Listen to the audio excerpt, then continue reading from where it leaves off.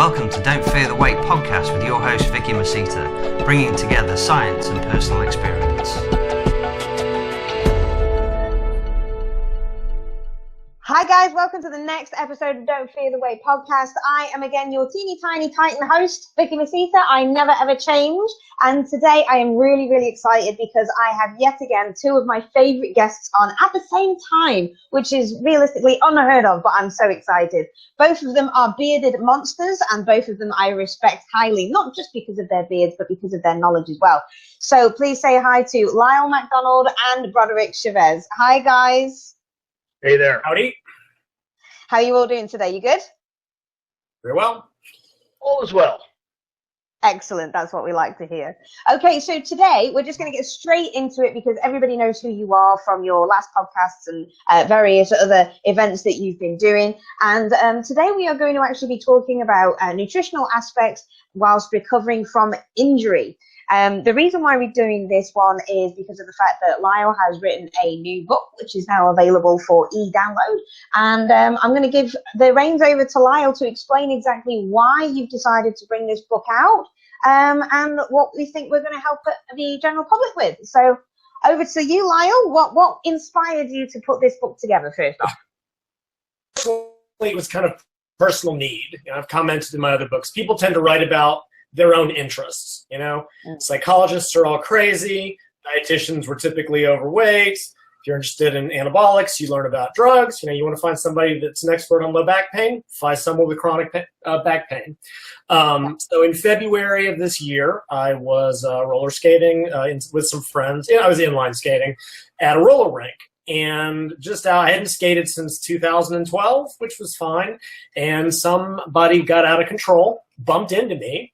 And roller rinks have kind of a sticky floor, and I'm not entirely sure what happened, but I got turned, my skate stuck, and, you know, they're a high ankle boot like ski boots, and I got knocked over, and I felt my leg explode. Oh, my God. Broderick, go ahead. Yes, Broderick, go. Oh, no, I did not mean to interrupt in the slightest. I'll continue, go ahead. I was going to say, ironically, you mentioned, you know, people tend to write about their own experiences, whatever. I also had a pretty much catastrophic injury, but I didn't write about it. I don't even know if I told anybody about it. Right. Interestingly, I have an enormous amount of personal experience in the same realm, so I'm really interested to see if any of our stuff lines up. So the went to the hospital. They, you know, in as much as the ER could do anything. My foot was basically hanging off the shin. It was gross and cool. Like, I find that stuff really awesome. I got pictures if you want to see them. Yeah, absolutely. X-rays. They gave me some good drugs, casted me up, put me on crutches, and said I needed to see an orthopedist. Got to the orthopedist that Monday. His name is actually Dr. Savage, which is awesome on every level. He's a comic book character on just top of being fantastic. I had surgery on Thursday. I had broken my fibula, which was the bone on the outside of the shin. I had torn what's called the deltoid ligament on the inside of the ankle, which is why my foot was hanging. So, you know, your foot normally hangs like this. I was kind of like that. And I tore two ligaments between the tibia and the fibula, or a ligament that attaches them. So they went in. They put a plate to cast the bone. They put two cross pins that basically pulled the tibia and the fibula together so that the ligaments could reattach and repair. And they sent me home. And basically I was on crutches in a cast with all kinds of good painkillers, which I don't like because I don't like the way they make me feel. Basically it was going to be a while before I could even couldn't put any weight on it, had to keep it protected. Solid year of recovery. And I may not even regain complete range of motion. Like right now, so this is my foot, my shin just won't move forward. There's kind of a physical block. And some of that is due to the cross pins. Some of it is inflammation. The way they had to cast my foot, my Achilles tendon tightened up. My calf just shrank. It was insane. I took the boot off 2 weeks later, and I had lost 1.5 inches compared to the right leg. Wow. So it was just hell, basically. Luckily, I had a buddy. There's something they sell here called an eye walk, which is basically a peg leg. That because crutches are a misery. You can't do anything. You can't carry anything. I finally get back to the gym for some really dissatisfying upper body workouts because I was just stuck on dumbass machines. I was just depressed and I hated it. Finally now, I've been walking for 3 months, mainly back to function, just started back to some lower body work. But anyway, it's a long version of saying that because of this, I was familiar with nutrition, but of course I wanted to optimize everything. I wanted this to heal as well as possible and as quickly as possible. And when I looked, I couldn't find a book on the topic since 1994. And that was a book written by this researcher named Luke Bucci for CRC Press. And these super expensive little books. In 23 years, nothing had really been written about the topic. So I jammed myself into the research. The women's book, which was actually rolling pretty well, I just, you'd think, 3 months of inactivity, but then that mild depression sets in and you just can't function. It was just like all I was doing was watching TV and playing video games, miserable. I figured, well, I can probably put this into book form pretty quickly, and I got hospital bills to pay on top of everything else. So that was just kind of, I needed it for my own benefits and for my own purposes. So that's what got it written, and I got it all finished editing and stuff and put it out, I think, last Thursday? Yeah. Here we are. Brilliant. Okay. So, Broderick, you were saying that you had a catastrophic injury as well. So did you kind of have the same kind of thoughts about nutritional aspects and what you were going to do whilst you were recovering from your injury? Absolutely. Although, I no way mean to downplay Lyle's injury because it was fucking severe and very real. Mine was a little to deal with in that it was bilateral. I broke both of my feet, and muscle in both feet. I was 100% immobile, and nature of my recovery in that for about 3 months of my 12-month recovery, there's literally zero possibility for lower body activity. So it was purely, initial approach was purely pharmacological input to stimulate bone growth, tendon growth, that sort of thing, and then trying to find a sweet spot of dosage to activity, because obviously my activity was wildly reduced, so that I could maintain as much upper body muscle as possible, and not regress, as a head to toe, and then allow the slow integration of lower body stuff. So fortunately, my wife is bigger than me and very, very tolerant, and she literally wheelchaired me to the gym, and I bench pressed and did chin-ups. A little funny, it's not relevant necessarily germane to this specifically, but funny is my feet were broken. Both feet had surgery. I had boots on. I was completely immobile, so I was not supposed to stand at all. And it actually, just funny, you and your listeners will probably chuckle out of this. I would get up to the chin-up bar, and instead of using straps, I would actually be duct taped to the bar because it was too painful to get down and stand in between sets. So I literally just hung there.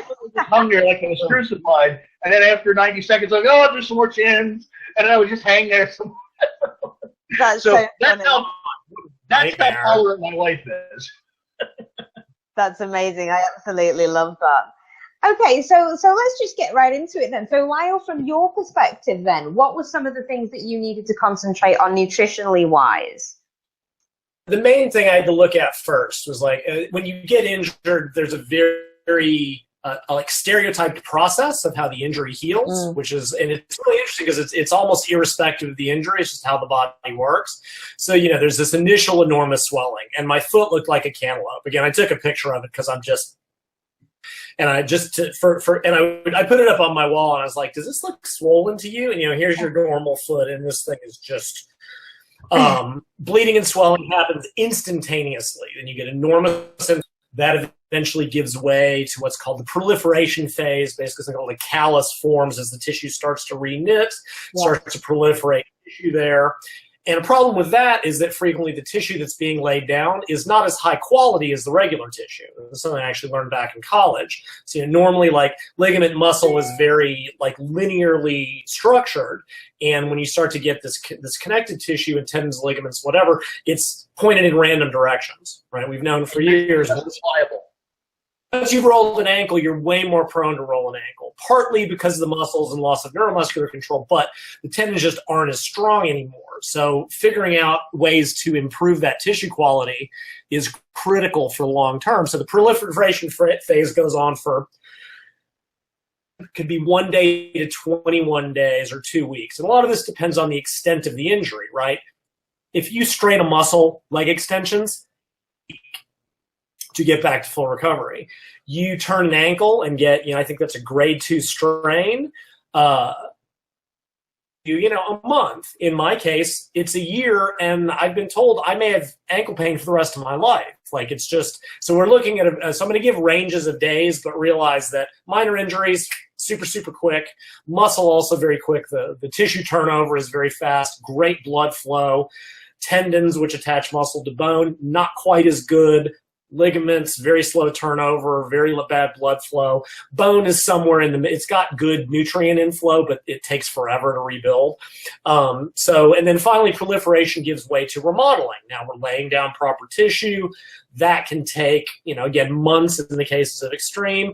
And then they talk about phase 2. This is rehab and return to function, So if you've got an athlete that breaks a bone, it may be 6 months to finish remodeling. Well, he's got it. That's where I am now. That's where Broderick was. Then it's another 6 months to build back up. My leg workout now is a tenth of what it was. I'm doing these piss-ass slow, super slow leg presses that just make me want to kill myself because they're so boring.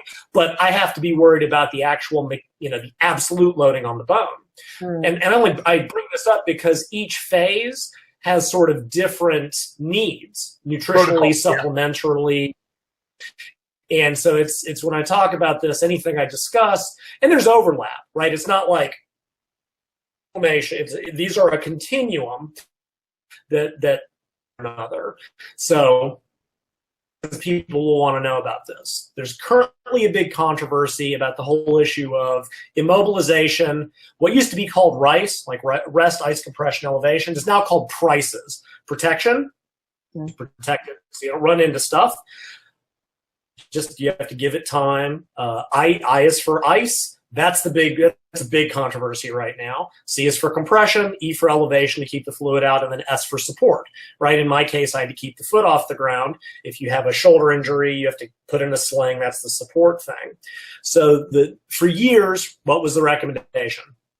Rest, ice, compression, elevation. We know better now. We know that if you leave it inactive for too long, if you rest too long, like I said, that tissue that's rebuilding incorrectly needs a stimulus, right? It has to be loaded for it to load up properly. Gotten away from rest for 3 months to what's called early mobilization. Now, people have overreacted, as they always do. Mm-hmm. It used to be, sit around on your ass for 6 months. Now it's like, you better be up and walking the next day. Yeah. There is I couldn't put more than 5 pounds on my leg for the first 2 weeks. At the same time, when I went and saw my ortho again, he said, okay, start doing range of motion. He needed me to start. But then again, same thing with, I wore the cast for 6 weeks. I got 2 big dogs. It's too easy to bump into stuff. I did it once. That shit hurts, right? Mm-hmm. When your ankle's already something, you swear you've torn the ligaments again. Same thing with ice, right? Right now, there's a whole don't use ice. Ice prevents inflammation. Ice prevents adaptation. There's much truth to that. If you're talking about after training, after a workout, we need some inflammation. Runaway inflammation in the case, like I said, my ankle is still swollen. The ligament will be swollen for a year. It's a matter of degrees. We went from ice every day, every workout, before, during, after, to if you use ice, you're an idiot. Yeah. So I used, and there's also some argument if topical ice even affects tissue. They actually gave me the coolest thing. It was an ice pack that went behind my knee. Blood. Yeah. So I wasn't applying ice to my foot. Your foot is warm, but it's cold inside the leg. Oh, right. So there's new technologies that are like ice may not even be hard. If it's cold enough to penetrate, it's probably doing skin damage. But there's a lot of debate, and they always test ice with compression. Is it the ice? Is it the compression?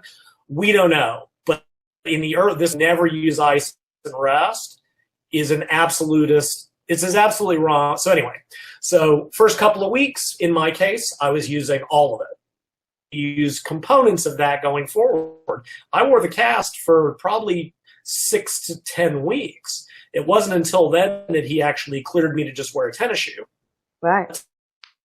Take the bump, kick the wrong thing. In the gym, a plate, whatever. I stopped using ice fairly early. I only used elevation if the foot was swollen, which it typically was at night. I had to be on crutches for at least 3 months. So I was using rest and support. I did start early ankle mobilization. I got some good physiotherapy friends. Orthopedists are very conservative, and I get that. Of course, athletes are very stupid and go too soon. I got expert advice from physiotherapists to go, okay, and they're like, you can do some light stretching. I would do stuff as trivial as just pushing my heel into the ground lightly, just to put something on the bone. Heavy calf raises, so there's a happy medium in all of that. So again, I'll be looking at mine kind of as the extreme, and I'll talk about it. If you strain a muscle in the gym, right, you get a little niggle in your quad. Mm. You take a couple days off. You don't have to do whatever. Take an ibuprofen. It won't kill you. Same thing with anti-inflammatories, right? Everyone's like, but they inhibit adaptation. Well, yeah, if you're talking about healthy recovery, and if you're completely inflamed, all right, even the studies show that for 2 weeks it's perfectly fine. Past that, you start to get into would I say use chronic anti-inflammatories? Absolutely not. However, like I said, my foot was inflamed to 1,000,000. Not using them is just absolutist myopic bullshit. So anyway, if you were anything like me, you probably had inflammation to the point of potentially inhibiting blood flow, potentially causing crisis. In which case, priority-wise, from just a sensibility point of view, inflammation was paramount to deal with. Right, initially. Now, later on, you don't want to eliminate inflammation. You want to modulate inflammation, right? People Absolutely. There are both pro and anti-inflammatory pathways. Anti-inflammatory drugs, I'm talking about, ibuprofen, even aspirin, the non-steroidal anti-inflammatory drugs, block them all. Right. So you're blocking both negative inflammation and positive inflammation, anti and pro-inflammatory. So you go from wanting, you're not going to knock it out anyway. There's just nothing that powerful short of some really sick drugs.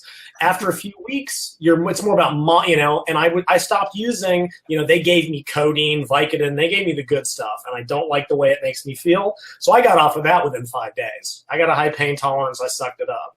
I would take it if I needed it. If I inflamed the foot, if I happened to set it down wrong, I would take a dose. I wasn't taking it 3 times a day. So there's these. So anyway, nutritionally, first, there's not a lot nutrition can do because everything is so messed up. You're not going to have a big impact. As you move into that second phase, the inflammatory phase, it becomes less about controlling it, maybe late inflammation. So major injury, we're talking about 4 to 6 weeks. Like I said, you strain a muscle in the gym, 2 days of rest, pop an ibuprofen if you need it. Day 4, go do a high set of 20 rep set of leg extensions, a little bit heavier 2 days. A week later, you're fine. Yeah. Right? If you get a severe muscle strain, whichever one is sprain, whichever one is a muscle pull, you're somewhere in between. You may lose 3 or 4 weeks. If you tear a muscle, you tear a pec, you tear a bicep, you're getting surgery, it's going to be 6 months to a year before you're back to training, and and probably not ever be 100%.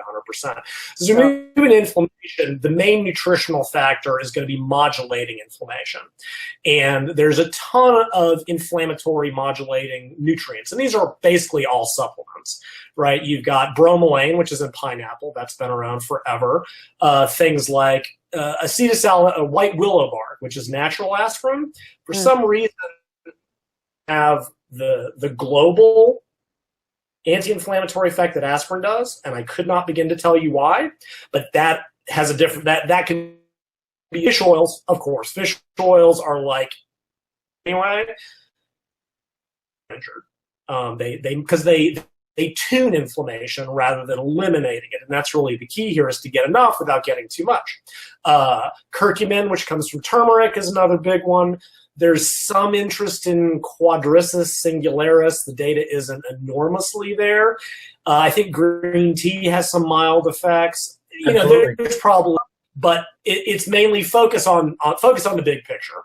So when this happened to me, 4 times a day, I was taking 2 or 3 fish oils, curcumin, bromelain. Eventually, buddy sent me some Cissus quadrangulus. I started taking that 4 times a day with meals. And it was interesting, actually, when I went in for my first follow-up, the doc was like, actually, you're ahead of where you should be. Your inflammation, the wrinkles in your skin, like that had a subjectively major effect for him in terms of what he was observing. So as you move in inflammation, that's really the key. Like the other stuff won't hurt, but you're not at the point where nutrition is really going to make a big difference. Right. So you move through inflammation. You know, you move now into the proliferation phase, which will eventually move into remodeling. Those are, you know, to me, they're close enough that I think the same factors tend to be important. You know, at that point, probably a lot of the prices is going to be dropping out. I was still on crutches sometimes. You know, I'll be honest, I started hobbling around my house a little bit too early. Again, my injury, like Broderick couldn't have done that. That was not an option for him. My injury was higher up. I would just keep the leg straight and just use that leg like a crutch. I would hobble over the ankle and just kind of rotate over it. When I saw my doc 2 weeks later, he's like, you can start doing that. I'm like, good to know. Just because I got sick of being on crutches. It was just exhausting. Lyle, did you consider and or implement any sort of like IGF type stimulatory osteoplastic stimulatory therapies, like intentionally, you know, consuming some simple sugars to elevate insulin to get maybe a bigger conversion to the osteoplastic factors and I don't think I did it specifically, but when I talk about general nutrition, it's all aimed at that. It maintains the metabolic state, so we'll get there. So, you know, so as you move into, like I said, proliferation and then finally into remodeling, the general nutrition stuff, as well as there's not only general supplements, but there's specific tissue health supplements that can come into play. Nutrition, which is kind of what topic was meant to be. First up, I cannot tell you how many questions I see online. Hey, I just got hurt. Should I do rapid fat loss? I'm like, not unless you want to slow your injury recovery. Like, no, absolutely not. Tissue rebuilding was likened by one researcher to like when kids are growing, or even muscle growth, right? We know that tissue rebuilding requires all the nutrients, all the building blocks, and sufficient energy. Absolutely. Removing sufficient energy is the quickest way to ensure an injury doesn't heal, right? Absolutely. And everyone's like, but I don't want to get fat. Well, here's the thing. You can diet later. You cannot fix this injury that repaired badly, right? Yeah. That once that's healed badly, you're done. Right. Prioritize. So guess what? Get over it. Like, and it was funny. I had literally just finished a diet like the week before this happened, which was good because I was lean and I was like, all out the window. I'm going to be eating. I don't care if I get fat. I know how to diet. I want this shit healed. Like, this is all I care about right now. So sufficient energy intake is really is the primary, and that again, hormonal, like Broderick brought up. That's going to make sure testosterone is where it needs to be, that sex hormone binding globulin is low, that insulin is sufficient, that you're getting IGF-1 release, optimal T3. Like, this is the optimal hormonal profile for not only general growth, right? An interesting article I read years ago. If you look at what happens pubertally, right? Like when the boys hit puberty, all these hormones go up in concert. And they grow like a weed. They have to train, and they just grow like crazy. Yeah. We're essentially trying to do the same dietarily. If you look at what bodybuilders and athletes are doing with their drugs, they're trying to mimic the same thing. They're trying to create this cluster of interacting hormones. I just did it dietarily. Yeah, it's funny. It always comes back to Dan Duchesne, late 1980s. But something he pointed out all the time is he said, if you really want to know what's interesting and exciting in science of sports performance, he said, look at children and geriatrics. He said, those are the two areas that will tell you what's going on. Geriatrics will tell you where you're headed, and the study of children will tell you how to. That is the model, the ideal model for how to get bigger and stronger, because they do it without any influence or intellect. They just do it. Yes, and older folks will tell you everything that goes wrong when you get old. Exactly. Everything that so sufficient energy is now this gets really complicated, right? Trying to determine what your energy requirements are, because there's a number of different things that are changing. Some go up, some go down, right? Absolutely. For some people, right, your activity, if you're a very active athlete, let's look at the non-athlete. The non-athlete gets injured. Guess what? Realistically, their activity was shit anyway. They don't have a lot of room to lose, right? If you sit in front of a cubicle all day and you injure a leg, well, you're still sitting in front of a cubicle. Like, you're not seeing major differences.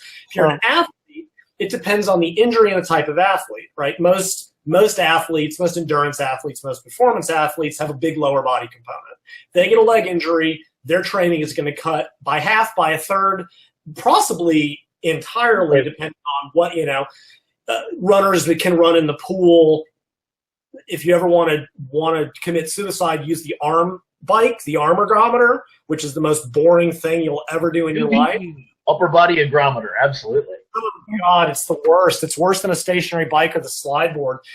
So which is terrible. The slide board, I spent endless time on the slide board when I was skating, and it's boring as shit. So you've got whereas an upper body injury may affect it. If you're a cross-country skier, if you're a rower, if you're a kayaker, low back injuries, in my experience, having had one, are probably the most debilitating. You have bad enough low back injury, you can't do shit. You can barely move, much less, when I injured my back in my 20s, when I finally returned to training in the weight room, it was all machines. It had to have back support, and I used very slow speeds, because if I went quick, I would get a pulse through my spine that would hurt.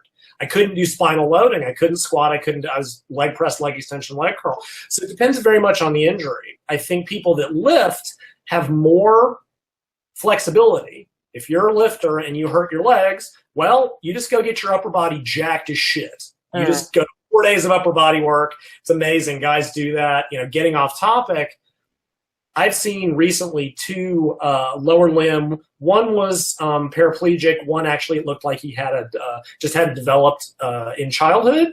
Okay. These guys were monster benchers because that's all they train, right? They are specialists. You look at wheelchair athletes; these guys just have these jacked upper bodies. So if you're a lifter and you get hurt in the legs, you can just go do extra upper body work. Upper body work, I think, tends to be a little bit more limiting, because if you can't, it's really hard to load weights. It's very hard to stabilize, but you can work around that. You can do leg presses on a machine with a plate pin. You can do leg extension, leg curl. So I think people that are either weightlifting or physique or whatever, ability, but it doesn't change the fact that your global activity, if you're an athlete, will probably go down, and that has to be figured in. Now, crutches are an interesting thing. When you're on crutches, you may not walk as much. However, walking on crutches burns 2 to 3 times as many calories per minute, depending on how much movement you do, which I think the next thing, Broderick, we need to write an ebook. Crutching on the treadmill for fat loss. I think this is the future of sport. I think convincing people that this is the way to burn more calories per minute is crutching on the treadmill. Because it is. If you've ever used crutches, it's exhausting. It really is, yeah. Workout. So you've got that factor, right? Your thermic effect of food may change. Like, resting metabolic rate doesn't really change very much ever in its base form, just because that's your resting. It's how many calories you burn at rest. I'll interject there, Lyle. I certainly don't mean to argue you, but something I was going to bring up that made my calculations even more difficult is the wild reduction in activity caused me a relatively significant reduction in lean mass. Fair enough. If that occurs, absolutely. Although, the calorie burn of muscle isn't huge, but that's a completely fair point. Right, because I'm drug induced, my leg mass was significant. Oh, no, my legs have always been my best body part, and now they're gone, and it makes me sad. I will get back to it. I will get back to my leg. Yeah, during my wheelchair time, I went from to like 215, and almost all of that was lower body mass. Yeah, fair enough. Due to inactivity.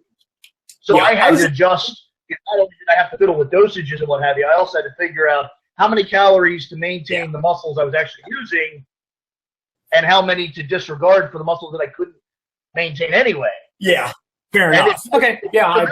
I actually consulted, this is interesting, talking about Lyle, I actually consulted Lyle, kind of peripherally. I didn't really tell him what was going on, but some of my questions to him in our personal conversations were very specifically about that in regards to me.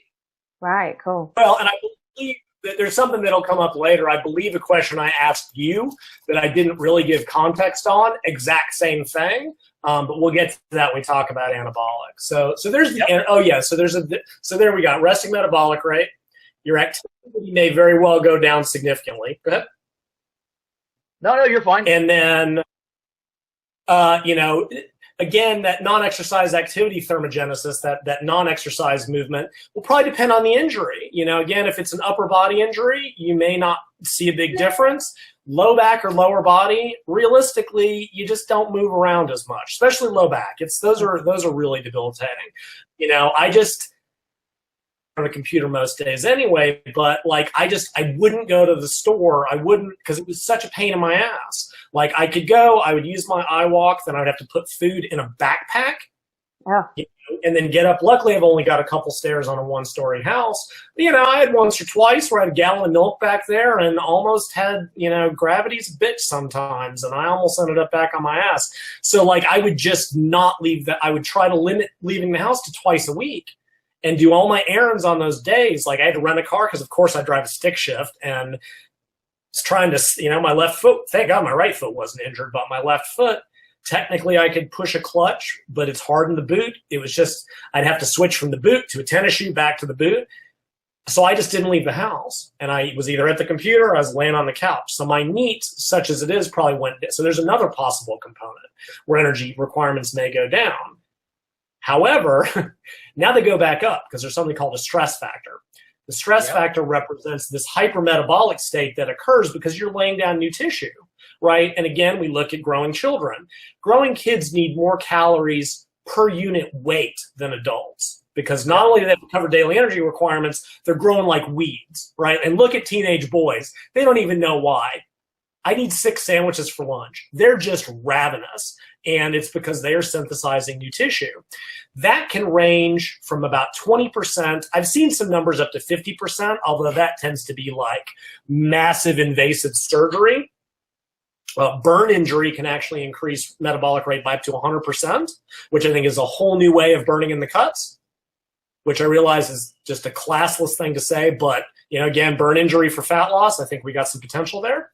I just got a message from Vicky that I think her portion of this clicked off. Oh, we just dropped out? Okay, let's wait for her again. I think, I don't know if she's coming back here or doing a whole new deal. Okay, let's wait and see. Yep.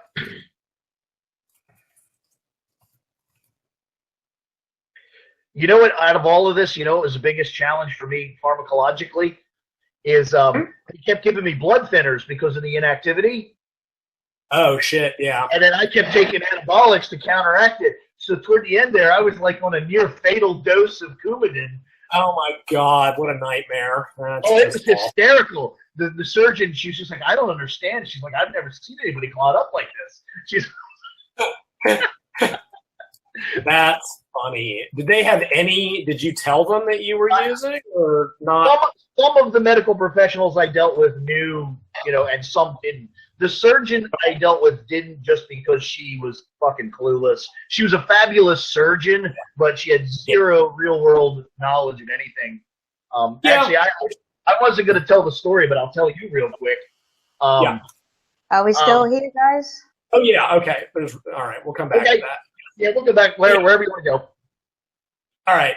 So I don't know, Vicky, was the bit about the stress factor recorded at all? I'm not sure when you dropped out. I think everything was recorded, so just kind of pick up where you left off. It should be okay. Okay, so I was making an obnoxious joke about burn injury, but regardless, you get this increase in energy expenditure just due to the synthesis of new tissue. So energy expenditure becomes calculating that, as Broderick mentioned, RMR may go down if you lose a lot of muscle. For most, probably not as much of an issue, but it is something to consider. Thermic effective food, that scales with food intake, so it's too small to worry about. Your formal exercise may or may not change. It just depends. And, if you're using the multipliers, the standard, whatever, 1.2 to 1.7, if you drop from 6 days of training to 3, you need to adjust things downwards. NEAT will probably go down, but it depends on the energy, on the injury. But all of that is compensated for by the stress factor increase. So it's kind of a pain in the ass to estimate. And I gave sort of a way to try to do it. The best metric, body weight. Your body weight should either stay, again, Broderick is in a very specific situation, and then he was losing a lot of lean body mass. But in the aggregate, your body weight should either stay the same or even a slight gain in body fat. I tend to kind of alternate between dieting and going a little bit too crazy, but I didn't care. For me, I would rather have too many calories than too few and worry about it in January. I got more things to do than get too neurotic about my abs going away. Yeah, absolutely. I agree. Okay, so that's energy intake. Now we get into the macronutrients. As always, protein is king. Every book I've ever written, I don't give a shit what else you do. And protein requirements do go up significantly. Recommendation is about 1.5 grams per kilogram of body weight. They always use body weight. I tend to scale to lean body mass, but it's all going to be kind of in range here. That's just under 0.8 grams per pound. Again, the same researcher, Kevin Tipton, who's just the man on this, he basically wrote something and he goes, yeah, it's kind of about the protein requirements needed for guys trying to gain muscle. Well, there you go. Now, I would add to that line levels. Speculatively, if you are still training, if you are still lifting, I suspect protein requirements need to go even a little bit higher, right? So again, that rough gram per pound, it's still right. You might want to go a little bit higher. And again, I would rather have too much. Also, as Broderick is about to point out, dietary protein, one of the biggest drivers of IGF-1 in the diet, along with carbs. That's how you do it. Quick tangent. A lot of people still say protein causes bone loss. It's nonsensical. Contextually, it's true. Contextually, it's correct. If you eat too much protein with insufficient calcium, it does cause bone loss. But there's too many studies that show higher protein intakes improve bone density because they raise IGF-1 levels, insulin growth factor 1, but only if there's sufficient calcium. So again, and I'll get to that with the supplements. But again, I made sure lots of dairy protein. I try to get because again, I had two things. And there's actually multiple issues when you get injured. There's the injury itself. I had a bone break. I had 2 ligament injuries. I had inactivity in my quad. I had complete atrophy of my calf. Frequently, one small injury may impact on many other tissues, right? So if you break your wrist and you're in a sling, well, guess what? Your delt, your arms are completely inactive. These are other issues that have to be taken care of once you start that return to activity. You're not just focusing on the wrist. I'm not just focusing on my leg. I have to worry about these not to mention the iWalk, this kind of this little peg leg. It kept my leg in kind of a hip flexion standpoint. And the buddy who recommended it said, you need to lay on your stomach, put your leg in elevation, because otherwise you're going to get an adaptive shortening of that hip flexor. Right? I started walking very funny. I roll to the outside of my heels now because I was working on a peg leg on one side, and I had to roll, so like my gait is screwed up, my ankle's on the other side. I also did something very reckless, which was to avoid crutches. I would hop around my apartment on my good leg, and all it would have taken was one screw up to really hurt myself, but damn did my calf grow. And I gave myself a little bit of tendonitis in the ankle. So, there's all these ancillary fat. But again, so protein, IGF-1, you're dealing with a lot of specific nutrient things. 1.5 gram per kilogram at the minimum. You want to go 2.2 grams per kilo, 1 gram per pound. It's not going to hurt you unless it pushes the other nutrients out. Right. Right. Okay. So there's protein. Carbohydrates. Again, there's an energy aspect of it. Raising insulin raises IGF-1. Elevating insulin lowers sex hormone binding globulin, so you have more free testosterone. I'm sorry, you know what? The keto zealots can prattle all they want. Carb-based diets are more anabolic. Yeah. It's not even questionable. every level, even a moderate carb diet. You don't have to eat 10 grams per kilo. If you're even just eating 2 grams per pound, you're going to be more anabolic than on less than 100. There's other factors. Just out of curiosity, Lyle, did you make any conscious effort to modulate or change the variety, the glycemic index or load of your carbohydrate arrangement? I just ate lots of bagels and cereal and fruit. And the fruit is important too, like fruits and vegetables, acid-based thing, but part of the way protein can impact on bone health and metabolic health is by generating acidosis. You need fruits and vegetables to balance that out. So a typical meal would be 40 grams of protein. I would have a bagel, some kind of high quality and I would also have some type of dietary fat. And this was at every single, your basic, moderate. So carbs could be 50%, maintains all these other benefits. Dietary fat, the first key is fish oils. Get those every single day. I've been recommending between 1.8 to 3 grams of active EPA DHA, right? The average pill, about 300 milligrams total. So you're looking at 6 to 10 pills, depends on the concentration. Big boys like Broderick need more. Keep 5 grams less. So but that is dietary fats. You need that. You need, some saturated fats, monounsaturated. I use a lot of peanut butter. Would eat some red meat. Probably between 20, 25, maybe even up to 30%. You don't want too much because that crowds out other nutrients, but that's kind of your macro breakdown. So It's fish and energy. Interesting. I don't know if we're really going to cover my experience per se. I don't necessarily want this to be about me, but because of some of the pharmacological modalities that I employed, I actually rather intentionally shifted my carbohydrate intake to being relatively high glycemic for the purpose of generating vast amounts of insulin in specific. A misleading thought about high glycemic carbohydrates. They don't actually make more insulin. They make a more rapid release of insulin. Right. Yeah. Insulin release is almost exclusively carbohydrate volume. How many grams of carbohydrates, that's how much insulin you get. The glycemic index determines how quickly you achieve that load of insulin. And because I was doing some strategic things with growth hormone and growth factors and those things, I shifted so the entire time I was sick, I was injured, immobile, doped up on drugs, and literally eating, pie. Like it was a very weird paradigm. And I was so messed up on painkillers. My wife had to administer the painkillers.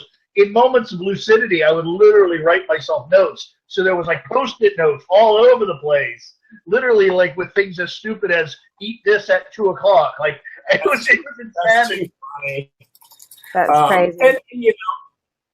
And, Broderick is talking about a very specific situation where you may take growth hormone and then you want to jack insulin to pulse it because that drives IgM. And he's into a very specific thing, which is relevant because we're going to talk about anabolics at the end. Yes. So anyway, so that's your overall dietary stuff, right? Sufficient calories, sufficient protein, carbs, fats to kind of balance it out. Very moderate, basically just that's your typical athletic diet anyway. Then we get into supplements, right? You've got your general use supplements. I take a multivitamin every day. I always have. Does it help? Maybe, maybe not. Does it hurt? I don't think so. I would rather I tend to err on the side of I'd rather have a little bit too much. Like I don't think they're magic. But all of these issues, not only in general, but also when injuries occur, there are a lot of specific nutrients. And if you're short one building block, it's the whole chain is only as strong as its weakest link. And if you're short on a cofactor, that's going to harm your. And again, I'm not saying that mega dosing will make it heal faster. I'm saying that deficiency will make it heal slower or not at all. Absolutely. Right? So you've got your multivitamin, you've got your fish oils. Most people are deficient in magnesium. Zinc can be, there's all these, and it's always the same cluster of things. Then you get into some very injury-specific nutrients, right? For bone health, it's not just calcium, it's vitamin D, it's vitamin K. There's a whole shitload of cofactors. Once I looked into that, the Life Extension Foundation, which is its own little group, it sometimes make the bodybuilders look sane just because they're kind of crazy people, but they have a bone restore supplement that, I mean, they do good research. They have all the nutrients and cofactors. I started taking that probably earlier than was useful, but again, I've got the money. I'd rather err on the side of having it there and not needing it than needing it and not. And this was on top of, I always take it with dairy calcium. If a meal was particularly low in calcium, I'd take an extra Tums. I wanted to keep that shit in my system, just like we do with protein when we're trying to gain. I want those nutrients in my bloodstream 7 and I frequently wake up in the middle of the night. I'd go chug some milk. Like this was, this was determined. This was me being determined. Tendon and ligament are protein-based, certainly collagen-based, and collagen is just a connective tissue. A really interesting study came out. Kevin Barr, this was, I believe, last year, and he gave collagen high protein with vitamin C. Vitamin C is an important cofactor for collagen and ligament. He gave this about an hour before they did rope jumping. Okay. And collagen synthesis over not consuming that, right? So if you're trying to heal a tissue that's already pretty slow, right? When you're synthesizing collagen in tendons and ligaments, and it's not a fast process, doubling that, now in an absolute sense, it may not be huge, but doubling is doubling. Collagen, it's actually, I did email him and never got an answer back. Basically, it's Jell-O. Like, it's just gelatin. That's it. Right? Nikki, I'm sure you were told as a young girl, if you want pretty hair and nails, which are made out of collagen, you eat gelatin every day. Like that's, and some high collagen proteins coming to market. So when I remembered that I should just eat it. It's ironic. Yeah. It's ironic how much old horse wisdom and grandmother knowledge is really relevant. Now realize collagen protein is otherwise a shitty protein. It's correct. Good for anything else, but it's fantastic for this one thing. And I'm now seeing some collagen-based protein powders coming out, and that's great. I just would eat a thing of Jell-O whenever I would remember to do it, quite honestly. Creatine seems to have some benefits. It may help avoid muscle atrophy. I mean, we know creatine does everything. Low-dose creatine helps with some types of depression. I took it for that reason. It keeps the tissue hydrated. There's another one that's probably a reason. Something you mentioned earlier is I use creatine rather specifically in my strategy to counterbalance some of the over-administration of anti-inflammatories. I kind of use it as my pro-inflammatory counterbalance. So it's, so basically there's kind of like the overview of the nutritional stuff. One thing that I also get into the book, not in detail, right? Every injury kind of has its own little approach, especially when you get to rehab and recovery. But we know that early mobilization, even light movement through a tendon will stimulate some increase in tissue synthesis, and it will stimulate it in the right direction, right? Mm-hmm. So I'm there not only doing my little idiot heel pushes into the floor, just rotating the ankle and putting a little bit of stress through that ankle ligament. My orthopedist, he was like, do foot circles. I would pull it back and push it forward to try to stretch. He's like, draw the alphabet. That gives you every movement pattern that the foot can possibly do. Other injuries are other injuries. My gastroc still hasn't stretched out. I'm getting there. Yeah. I'm having to do range of motion stuff. Shoulder, that early mobilization comes in 2 or 3 weeks. Even at that point, probably having some of these nutrients is at least helpful. Especially when you get into any sort of formal activity, right? By the time I started loading my lower body at all, and again, a physiotherapist buddy of mine said, start with box squats. Yeah. Get to depth beyond that, but it puts a little bit of a compressive load on the bone. And mind you, this was 12 weeks in. This was way late in the game. This was after I went to the orthopedist, and he said, okay, I don't need to see you again. You're cleared for activity. Basically, he saw the healing was sufficient enough that I would have to really fuck it up to hurt it again. Right. Like I would have to go do the same thing. The ligament was strong enough, even though not 100% of the bone was strong enough. So when I started doing that, I always made sure to eat beforehand, and I made sure to have a high protein, high carb, moderate fat meal with my bone nutrients to make sure that stuff was there.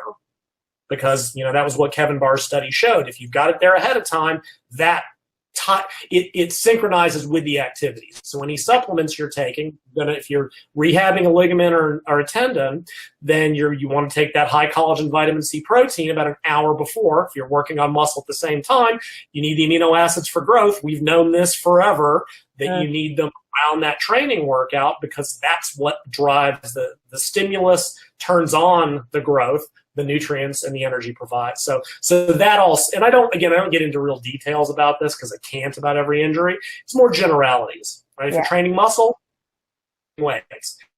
Since tendon attaches to muscle, tendon lifting weights. There's not whatever they work together. There was also a study recently where dietary protein before resistance training actually increased tendon synthesis. Okay. Yeah. Again, same amino acids, same stimulus. With bone, you're looking at compression loading. You're looking at sort of impact. Ligaments, there's not a lot for ligaments. They're passive structures. They keep joints safe. Light movements, because the injuries that occur to ligaments are when the movement's too vigorous. It's when you actually stretch them beyond where they can come back. So not a lot you can do for ligaments. In general, any injury, minor injury, no big deal. Partial tear, it's kind of shitty because ligaments, once they're stretched, they never come back to the same length. They will never tighten up again. In my opinion, this will sound weird. It's almost better if you tear a ligament. Yeah. And they'll put it back to the same length. It may not be 100% shorter, actually. A lot of times you actually, because of the bending technique, they're actually shorter in the final product. Yeah. Which is almost better. Exactly. So you've got those interactions, and again, you're just synchronizing any nutrients you're taking to the type of training. Another aspect of this is, at least for bone, probably for ligaments, I don't know, maybe for muscle, doing shorter loadings more frequently works better. Like there's some theory that a bone, once you load it 20 to 40 times, more doesn't do you any better. You're better off waiting 12 hours and doing it again. And Kevin Bart did that. He had them jump rope for a minute twice in that study to get that basically. So you're better off doing smaller amounts of rehab more frequently than all of it all at once and more frequently during the week. So that's Arthur Jones actually did some studies on that stuff in the early 80s. He was a very bright mind. He was wrong on a lot of things, but he was right. One thing that he was really right on is that as much money as he made, he knew the real money was in therapeutics, specifically geriatrics. For sure. And he did an awful lot of studies. Oh, yeah. Exactly. He did an awful lot of studies in that direction. And one of the things he found was the two major stimulators of osteoplastic modulation was compressional forces, and as Lyle said, they need to be relatively brief, relatively frequent, and then longitudinal stress forces applied by high muscle mass and high, quote, tonus, and that was a function of developing strength. Yeah. Wow. And Vicki, remember, we talked about that when I talked about the bone stuff and bone density. Right? They've done these on women that vertical jumping has an amazing effect on lower body bone density, but you're better off. Usually they've done like 20 twice a day or 23. You're better doing 20 maximal jumps 3 times a week than 60 once a week. Once the bone is, it's like muscle. If you do 8 sets, you might get maximal growth. If you do 16 sets, all you've generated is damage and fatigue. All these other tissues are identical. You can only stimulate, and beyond that, you are, as Lee Haney used to put it, annihilating, and that's not a good thing. Can I interrupt you? I'll tell a funny yet tragic story about bone density. Okay. When my injury happened, it was horrible. The X-ray literally looked like a plate of chicken bones. It didn't look like you couldn't recognize it as a foot. It was horrible. And anyway, the attending doctor, who was not the ultimate surgeon, he said, "This is a mess. These are broke." He said, "But as an interesting side note," he said, "your bone density is off the chart. I've never seen bone density like that." Well, that came back and bit me in the ass, because when the surgeon came in to actually repair my feet, she was on the fence as to whether or not to spend literally like an extra $10,000 on these super special screws. And it was decided mostly by insurance companies that I didn't have control over to use regular surgical stainless steel screws. And one of the screws literally broke in my foot. So what was supposed to be a 1-hour surgery wound up being a 5-hour surgery because it was 4 hours of chiseling broken screw fragments out of my already broken foot bones. Oh my God. That's ridiculous. Well, and if you ever want to see something insane, go look at videos of orthopedic surgeons. They use power tools in the human body. Oh, yeah, they do. I mean, I'm an orthopedic nurse, so I've seen all of these anyway. The funniest thing I ever heard, then we'll move on to drugs so we don't run too far over. I saw this documentary years ago, and the orthopedist was like, you know what? I buy all my tools at Sears, which is a big department. And he goes, because you know what? You could put anything in the autoclave. Yeah. He's like, you can sterilize anything. I don't need to spend 1,000 times as much. A power saw is a power saw. A power drill is a power drill. I just thought that was hilarious. So, all right, so let's move on to drugs. Okay. This is not my area, other than very tangentially. And I'm going to give kind of a preface on what I talked about, and then I will turn this over to Broderick once and for all. So, you need an optimal anabolic status in the body. That's the nutrients, sufficient calories, protein, blah, blah, blah, blah, blah. And most of this work, realize, comes out of older women osteoporosis. This is mostly medical treatment, although I'm sure it's been tested on athletes at least. Maybe not formally, but again, osteoporosis in postmenopausal women is a huge deal. So they have looked at drugs from time to time to try to facilitate this, and realize that we are talking about postmenopausal women, and the doses will reflect that. They are trying to find a happy balance between having a benefit and not masculinizing them. So, and I believe I asked Broderick an email. I know I asked a couple people, how would you scale this up to men? Because we're dealing with very different systems. A 24-year-old male athlete is not a 65-year-old female. So probably the most studied drug in postmenopausal women is Anavar, oxandrolone. Yeah. It's a very low anabolic, very low androgenic. Now, it's not a super potent drug unless you take a ton of it, in which case you have the same sides by and large. Again, this is Broderick's area. And they were giving 10 to 20 milligrams a day. It's a very small dose, just enough to give a little kick and have a little benefit. They, every once in a while, have looked at decadorabalin, which is Broderick, please correct me. It's a nortestosterone derivative, and that's only relevant in that it's very non-androgenizing. It doesn't have the side effects. Again, it's not as potent of a drug, but this was very population specific. These are kind of those were the big two. There's a few others they've looked at. They've looked at growth hormone, and I couldn't begin to tell you the doses off the top of my head. Oh, even with the DECA, it was like 25 milligrams a week. And a Broderick will laugh at that. But 25 milligrams a week for a man is not even worth wasting a syringe on, right? Yeah. A male would be taking 10 to 30 times that in a week. But again, 65-year-old women. They looked at GH. Again, it was maybe 4 IUs a day. I don't remember. It is effective, but it's super expensive for what it does. Yeah. IgG1, same thing. Again, I certainly won't know the doses here. And it's effective, but it's super expensive for what it does. And what little I know, if you got to make a choice, take steroids without question. That's the case every time. And if you know ancillaries that can afford them, fantastic. But to pick a very expensive drug that may or may not be as beneficial to something much cheaper and we know works.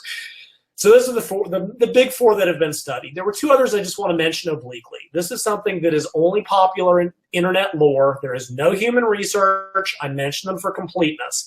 I've seen some amazing anecdotal reports, and I've heard people say it didn't do shit. One of them is called TBC-157. It is a peptide that one particular lab has studied all injuries. I don't know why. Don't know the mechanism. They've looked at it for bone crush, nerve injury, like you name it. Now, it hasn't been tested in humans. All the research seems to be from one lab, which is always a little bit. Yeah, a bit funny. They'll probably patent the stuff. However, I know someone personally she had low back pain to the extent of couldn't bend over to put on her pants for 2 years. She did a 4-week course of it. She's now deadlifting again. It's extraordinary. So either it's the big, and she tried prolotherapy, she tried platelet-rich plasma, she tried, you name it, she did it in 4 weeks of it. So either it's the most amazing placebo effect on the planet, or it's I've heard other people, report that it did nothing. And I'll be honest, I got some. I did 4 weeks. It sucked because I was having to do little insulin pen injections near my ankle where there's not a lot of fat, and it kind of hurt like hell. I don't know that it did anything, but I did it during those early phases, probably before it's probably too early for it to do any good. And it wasn't one of these things. It's not a chronic injury that I'm going to notice that, oh, boom, my low back pain disappeared. I don't know objectively what I would have noticed. The other one is, oh, crap, what is it? It's thymosin beta something. It's TB. Yeah, TB 500.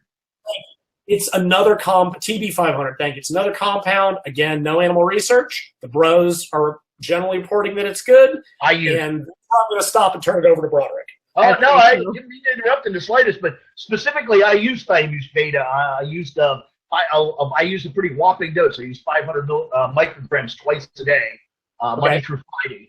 And I'm in the same boat as you. I had so many plates spinning at once. I can't say what specifically was the thing, but just to give you a background on my timeline, at the time of the injury, I was told I probably would never walk again.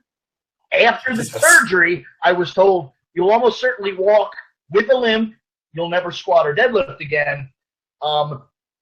At the 4-month mark, I went to see the surgeon as a follow-up, and at that point, she told me, you can probably begin to get up unsupported and take some first tentative steps. Right. 3 hours before that appointment, I had done barbell back squats with 315. By the way, with a pin sticking out of my foot. So did the surgeon just kind of have a heart attack and at that point, the disconnect between she and I was so significant, I didn't even point that out. I just said, okay, steps it is, I'll start.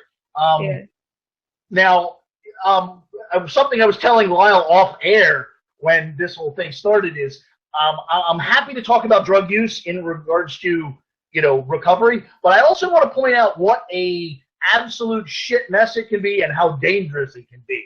Yeah. One of the major concerns when you're immobilized, especially to the degree I was, is blood clots. Okay? Yeah. Very big, very muscular, very androgen-rich individual, whether you're using drugs or not, and now all of a sudden you're immobile. And there's a really high possibility of blood clots. So I had to take Coumadin. It's a blood thinner, and a very potent one at that. Now, at the time of the injury, of course, my drug use was discontinued because I was basically a junkie for the first 3 months. At the time I started coming out of the opium-induced stupor, I thought I started getting my ducks in a row. Oh, I need to take some androgens to counterbalance muscle wasting. Anyway, my dosing because they give you a blood test weekly, of the Coumadin was approaching literally fatal thresholds. They were giving me so much Coumadin, they're like, we don't know if we can continue this. We may have to take some special measures, because being inactive, and I was adding testosterone and adding some other androgens to the mix, my hematocrit kept climbing, but there was no activity to counterbalance it. So I was literally taking near fatal doses of rat poison to counterbalance it.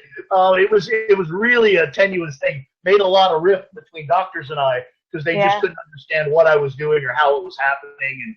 And there was actually the threat of basically putting me on one of those screening mechanisms where they run your blood actually through they make your blood leave your body and run through a screen. Right. Yeah.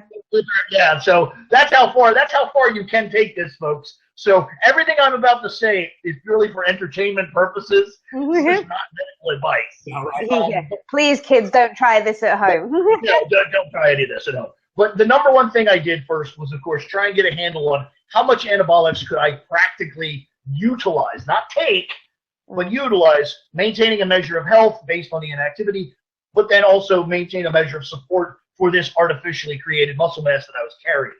Yeah. So I had to work on that. Then, as Lyle very clearly pointed out, Anavar, specifically oxandrolone, has been used therapeutically for bone development.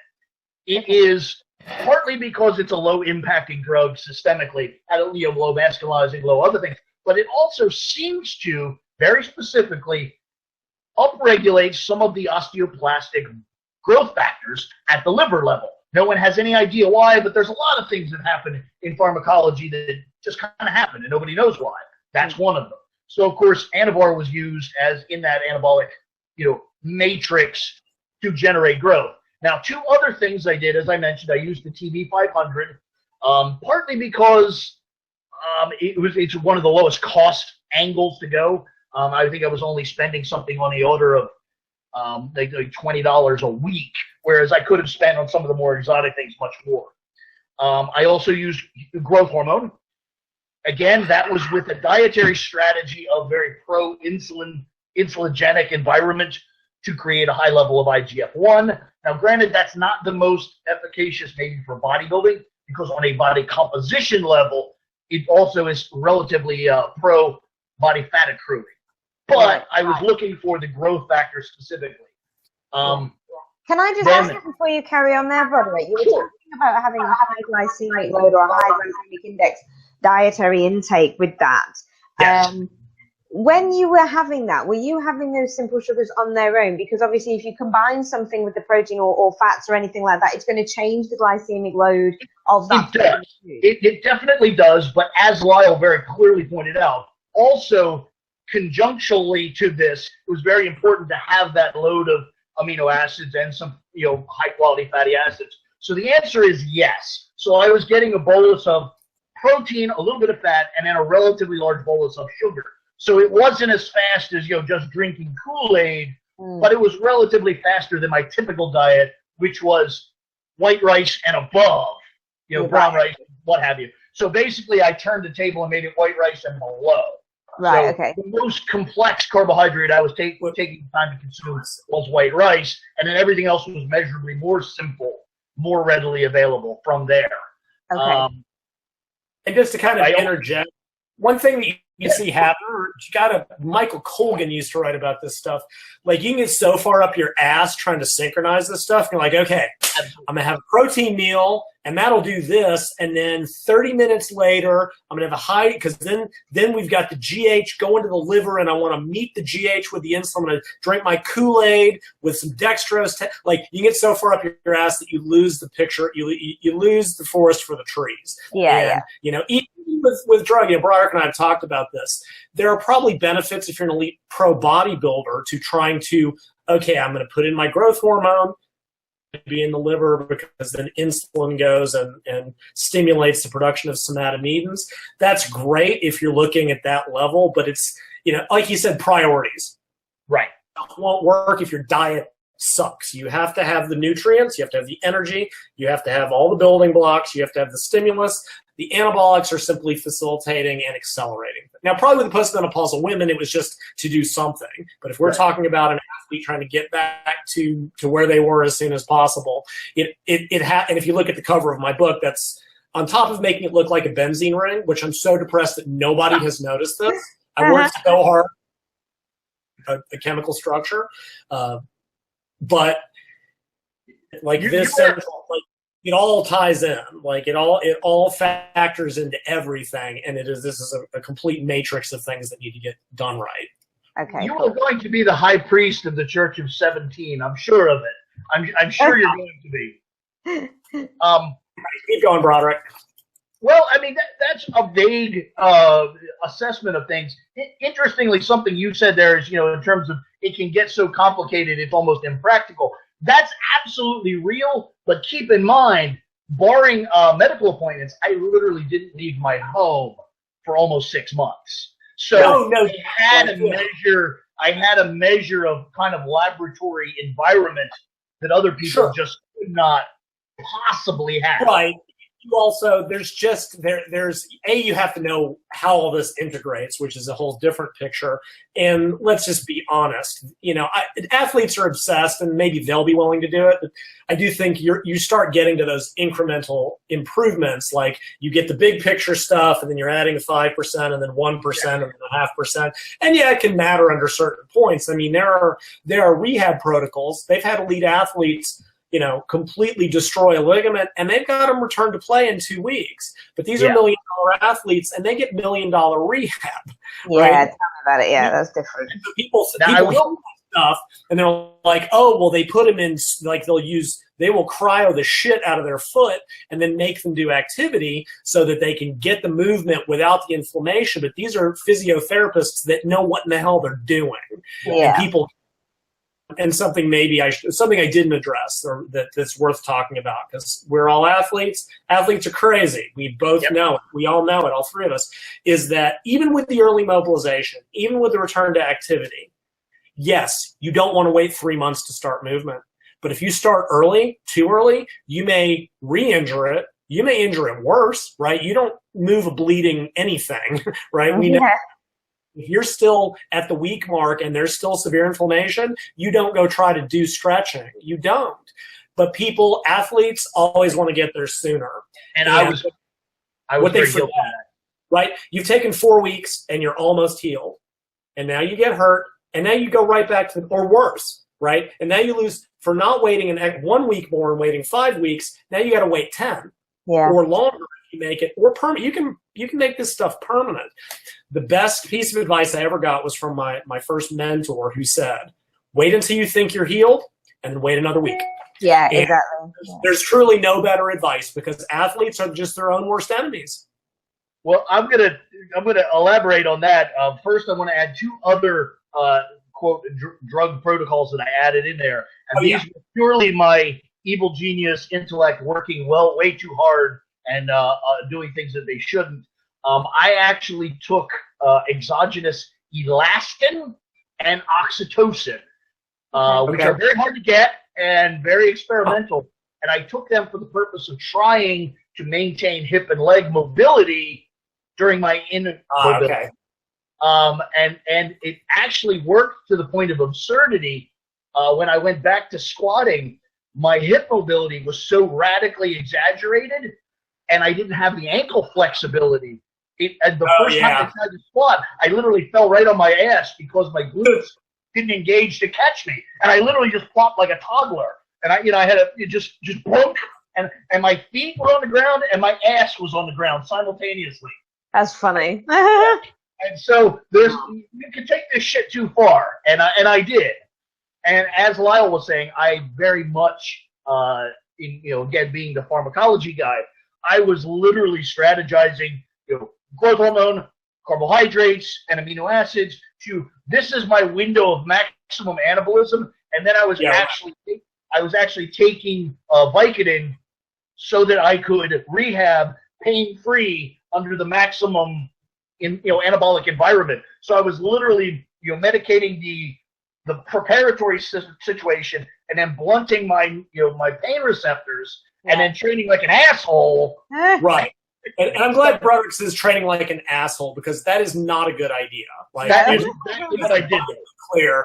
It was stupid enough for me to jump around on one leg with an injured foot. I mean, I was in the boot, but still, right? Using painkillers to train through that, there's pain exists for a reason. And I literally would have to wrap my foot in a towel because plasma and blood would literally leak out of the pinholes while I was doing what I was doing. So and at what point, Broderick, did you just kind of look at this bleeding hole from your foot and go, maybe I shouldn't be doing this? See, that's the problem is I am, whatever syndrome I have, it's like ADD with Asperger's on drugs, whatever that is, like it never even momentarily, like one little tiny Lyle McDonald-like part of my mind was going, that's fucking cool. And then the other part of me said, but I can do 9 more of these. One thing, just because Broderick needs to get off topic. So, any thoughts on DECA as a first choice for an injectable if you're going to use a long-acting, or would there be something better for a man or woman? Actually, I did an enormous amount of study, and everything I found suggested that nandrolone was actually a really poor recovery drug, only because it is very voluminous and tends to exacerbate the retention inflammation aspect. Okay. So and almost all of most of what I found was Japanese and Eastern European, because they seem to be the only groups of people that had less ethical issues studying these sorts of things. And that was, they found really the best recovery drug is not necessarily the best drug, in that simple testosterone tends to bring the most blanket anabolic, broad spectrum anabolic effect, which is not surprising, being it's the root androgen that changes children into adults. Yeah. A couple of things, actually, as it occurs to me, I probably should have addressed this. Well, two things. One, I've got to we know that estrogen is very important for certain types of connective tissue. It has a profound effect on ligaments, and it remodels muscle. I actually have I've been speculating lately that one of the ways testosterone helps with this is possibly through conversion to estrogen within the tissue, not serum levels, through what they call intrachronology within the tissue itself. Yep. That's just my gut. So I think actually using an aromatizing steroid might be better in an odd way. And I've seen some work that kind of supports this. I guess the last question I'd have for Broderick is, okay, so we had, these baby doses for women, 20 milligrams of Anavar, 25 milligrams a week of Deca, which is truly nothing. For the males that are listening, if they want to go down this route, a rule of thumb to scale these, we know that women have 1/10 to 1/30 the testosterone of women. Is it as simple as multiply by 10 to 30? How would you scale these doses up? Again, for entertainment purposes only. Yeah. Honestly, that method is probably pretty relevant and pretty accurate, although knowing what I know, I would add a pretty good rule of thumb for performance benefits is about 5 milligrams per kilogram for a male. So, a 220-pound person, probably their minimum effective dosage for sports performance is about 500 milligrams. I would say that because of the reduction in activity, the reduction in actual muscle building, you're probably looking at something on the order of 50% to 2/3 of that being, I would say, probably somewhere right around the 3 milligram per kilogram mark is your sweet spot, making it ironically 300 milligrams, which is pretty much that 10 times that number you had elucidated for women. Yeah. Okay, very interesting. One thing that I wanted to actually bring up as well is that, Broderick, I know that you're kind of like an all-in kind of guy as well, so you were using absolutely everything. And then, Lyle, what I found interesting about what you were saying with your nutritional strategies was that you put everything in at the same time as well. Is there any kind of evidence that you can say whether it's not a good idea from obviously not from the drug side of things, because you've mentioned it not to do that because that's not a great idea, but from a nutritional standpoint, would the body kind of adapt to everything that you put in? So you've used all of the tools in one go. So you know what I mean by that? Would there be more evidence to kind of? I know that's gets into a whole different topic where everyone kind of tend to prattle on about adaptation versus accommodation. They're like, oh, you're not feeling this anymore. You must have adapted. Well, if you're not feeling the anti-inflammatory anymore, inflammation's finally dying down. It's like the people who will foam roll and go like, well, I don't really feel it hurting. I need to start using a rolling pin. Like, no, it's because the tissue's finally back in where it needs to be. Yeah. And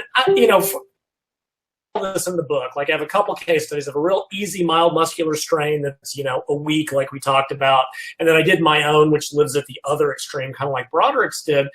Mine were sequenced early on. I mean, I always had decent nutrition. Certainly I wasn't as concerned when I was laying on the couch because I was just depressed and I've got 2 dogs. I couldn't walk them. I could barely feed them. I would seriously just sit on my porch and go, what? Seriously, I was just shattered. Just what do I do? I made it to 47 without any really major injuries, and then I had this. My diet was just kind of. I've always eaten high protein. It's just the way I eat. So I did a lot of that. I used predominantly. I actually use the modulating inflammatory supplements. And I asked my friend, the physio, about it, and he's like, look, your inflammation is so off the map, you're not going to put a dent in it anyway. It doesn't matter what you do. Short of some kind of injectable drug, you're not going to bring this down too far. The anti-inflammatories, just they gradually scaled out. Once I got to the point that I wasn't, at night, my foot wasn't swollen. There wasn't any, real, my pain scale on a day-to-day basis, there's actually very little. When it was above a 3, I would take a couple doses. So it was really, that was my emphasis, and then that kind of zoned out. And, I started taking the accessory supplements. I started the bone restore stuff pretty much immediately. Did it help? Probably not. Did it hurt? I doubt it. I'm kind of like Broderick. Would I love to systematically have done this? Well, yeah, if I was doing an experiment. For me, I just wanted it fixed. And I take the throw everything at the wall and hope something sticks. As long as I wasn't doing anything that I felt was particularly detrimental. So and even with this, I have some selected references in the book for people that want to delve into this. Even most of the review papers are just kind of like, here's the phases, here's the nutrition. They don't really integrate it particularly well. And even like the stuff on like prices, that's in the rehab realm. Nutrition is the nutrition realm. And I'll be honest, some of the anti-inflammatory supplements are kind of in the hippy-dippy literature. Like, the science is there, but you will see a couple of journal titles that might not stand out as the highest quality. You start to get into Journal of Alternative Medicine and some things like that. But I really only stuck with the ones that I felt had some good clinical research behind it. Okay. And you can go to examine.com and look, the ones I talked about, the fish oils, curcumin, etc. The data is there. So I don't, like I said, there wasn't really anything that looked at how these should particularly be sequenced. Even the early mobilization, they've done a ton of work on this. I'll be damned, a lot of the papers didn't even tell you when they started it. Like, they're just like, we studied early well, fantastic. When did you start? And it's after 2 or 3 weeks of injury. But again, all of that showed that, you get better tissue quality, faster return to activity. In a hospital setting, like if Broderick had been hospitalized, they would have had a therapist come in and done passive range of motion. They would have just moved. Because something I don't talk about in the book, I made some assumptions about who's buying this book. I don't assume someone with a burn injury is buying it. I even wouldn't have assumed that someone with crushed bones like Broderick had. That's generally outside something that occurs in complete immobilization. Skeletal muscle become complete inactivity. This isn't moving around a little bit less. This is bed rest. Skeletal muscle becomes to anabolic stimuli from protein. Amino acids no longer stimulate protein synthesis by themselves. Again, total bed rest. They mainly study this for astronauts and severe injury. Right. Tipton has hypothesized high-dose leucine may overcome this. I almost wrote a section on electrical muscle stimulation. I decided not to get into that because I didn't want it to turn into a rehab book. There is some evidence that can help limit the atrophy because it's providing some for completely immobilized muscles. Again, I almost got a machine, and I'm like, I just couldn't. By the time I got around to being willing to pay the money, I was beyond the stage of needing it. Right. So there is a lot of stuff like this, but again, it's more, and I talk about how to put it all together. I'm like, if you're in this phase,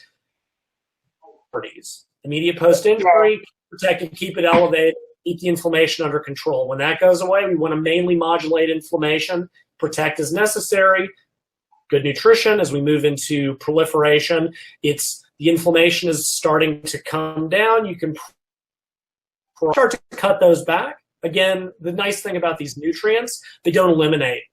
You don't want too much, but you don't want too little. Once you're past that, it's just going to be about diet, some of the ancillary supplements, and if you're going to go that route, anabolics. Yeah. Let me say, I think we're coming into the closing here, so let me say something.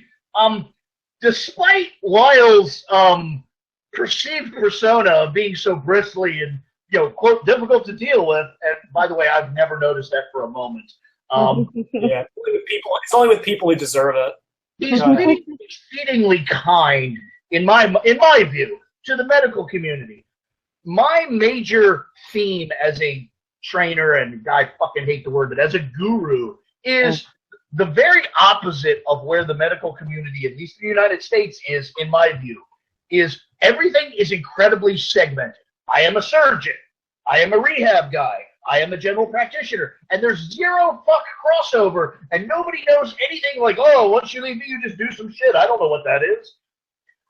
If you are injured, I realize whoever I'm speaking to, whoever's listening to this, they may not be me and have the level of active involvement that I have. But it is incumbent on you to fill the gaps in some way between these incredibly specialized niche people, this surgeon and this rehab guy and this, nutritionist. There are blank spaces between these individuals, and it is very important that you figure out some sort of transitional therapies, some sort of scheme, if you will. I'm not trying to make this a commercial, but that's why people like myself have a job. That's why we get paid, is because we look at things theoretically at a little bigger. I am not a surgeon, nor am I a rehab guy, but I vaguely understand what they do. And because of that, I can vaguely tell you how to get from one to the other relatively smoothly. And whether you're paying somebody like me or you're doing it yourself, it is incumbent on you, the listener, to take an active role and do the best you can and understand these people's limitations and try to interject where needed. I think you and I have different opinions on this. Like, the reality is, an orthopedic nurse, you can only know what you know. The medical field is now a billion things. The GP knows a little bit about everything, which means he knows nothing about anything at the end of the day.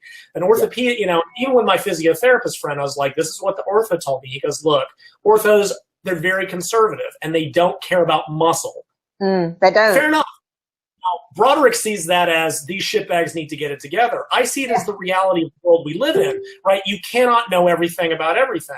I can try, and it's because that's why I'm insane, but like, you can only keep up with what, and experts can only, and yes, I agree. I wish there were more integration. I recommend insomnia. It's not even in the research realm.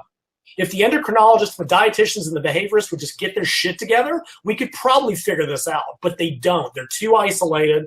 I read the diet stuff like, oh, we raised calories and they lost fat. I'm like, go talk to the leptin people, you dumb. It kills me. The ICR people, like, oh, we found better adherence when we let them not diet every single day.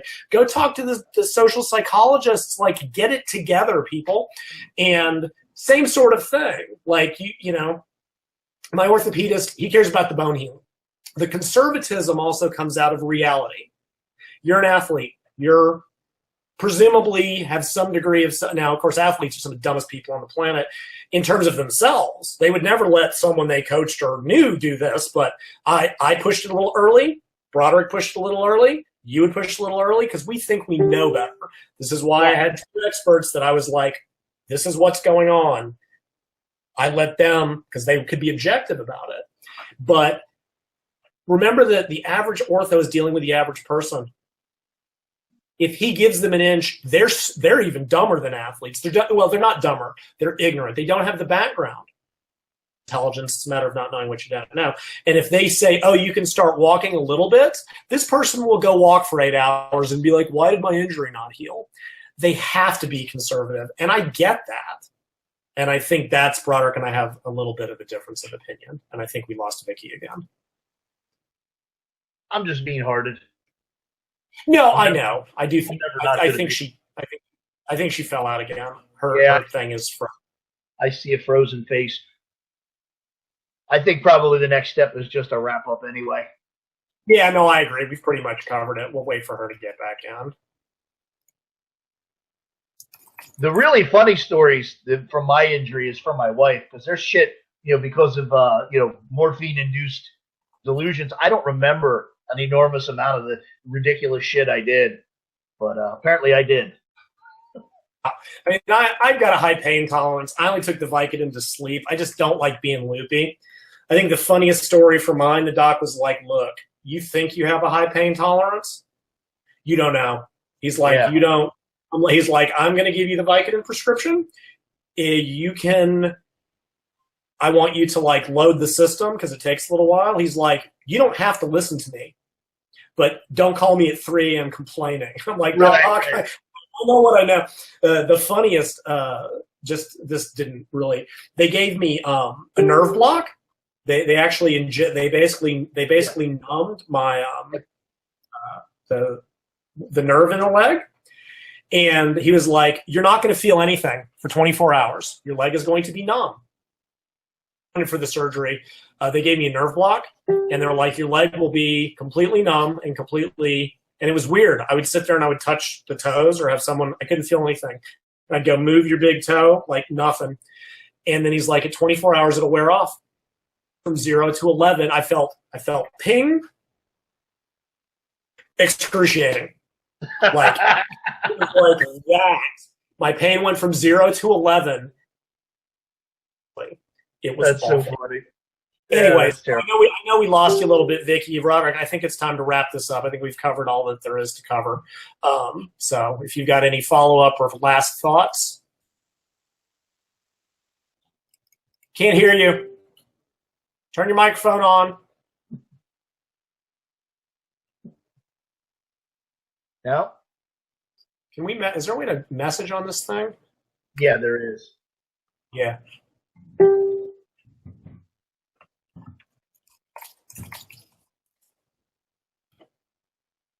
No? Australia, man, third world country. I'm in Delaware. It's a third world country.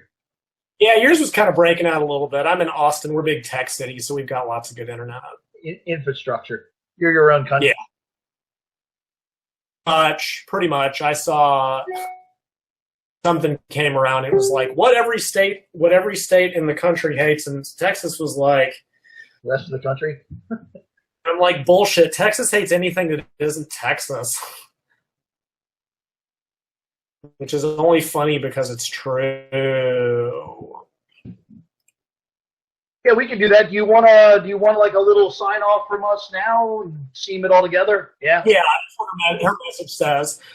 So my books, as always, can be ordered from bodyrecomposition.com. The main page has a link, a little article that'll take you to the sales page. Also, my book, I did put it on Amazon in Kindle format this time around. You can buy the Kindle on my website, but it will not magically go to your device because I don't have WhisperNet. So if you prefer to go to Amazon, it's the same price point. So you can go there and it will magically go to your Amazon with one click purchase.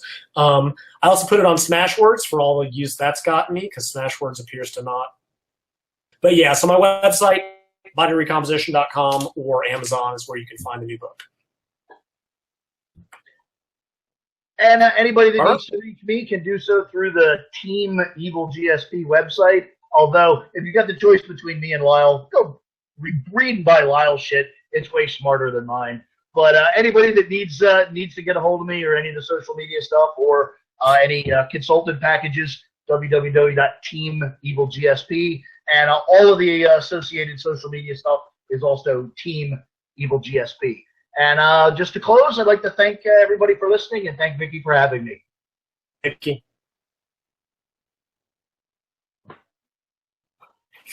That's too funny. Since her system kicked out. So fair enough. Fair enough. Thanks a lot, Lyle. I appreciate you letting me tag along. No problem, Roderick. Have a good day. I'll talk to you later. Thanks, man. So that was a slightly embarrassing ending where Lyle and Broderick took over the sign-off for us for Don't Fear the Wait. So thank you so much for that, guys. Along with technical difficulties, you know what I'm like. I'm absolutely ridiculous, aren't I? But anyway, never mind. So that's it from me this week on Don't Fear the Wait podcast. Don't forget that if you do like listening to it, please subscribe. Please tell your friends about it. Please write a little review on iTunes to help spread the message a little bit further every single time. And I will catch up with you guys next week. Please also look out for a special CMP discount code in the comments section. And as always, if you've got any questions, queries, or even anybody else you'd like to hear from on the podcast, please write it in the comments section and I will speak to you guys later.